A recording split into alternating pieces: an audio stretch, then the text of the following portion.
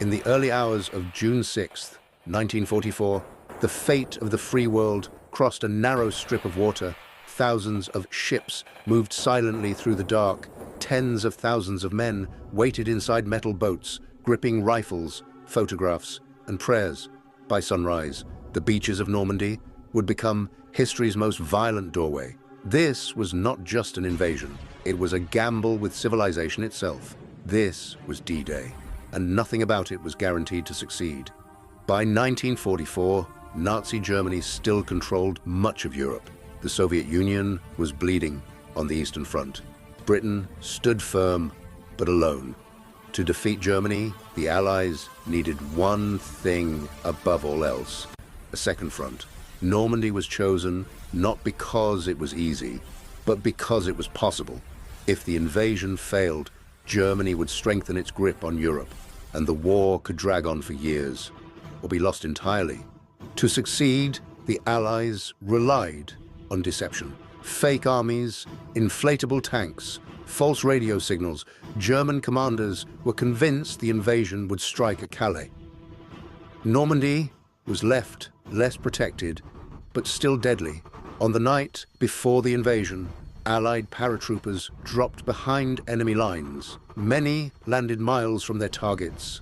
Chaos followed, but chaos also confused the enemy. And that confusion saved lives. At dawn, landing craft doors opened, and hell answered. Machine gun fire ripped across the water. Explosions tore men apart before they reached shore. Omaha Beach became a killing field. Officers fell. Units collapsed, but the assault did not stop. Soldiers crawled forward inch by inch, through blood, wire, and fear. Against impossible odds, small groups pushed inland. By afternoon, the beach was secured, at a cost measured in thousands of lives. While Omaha burned, other beaches saw mixed results.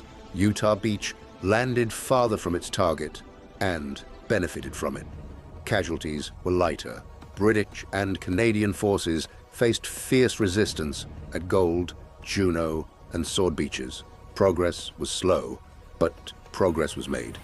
By nightfall, the Allies had established a foothold in Europe. Weather delays nearly cancelled the invasion. German armor units waited for permission to move, permission that never came in time.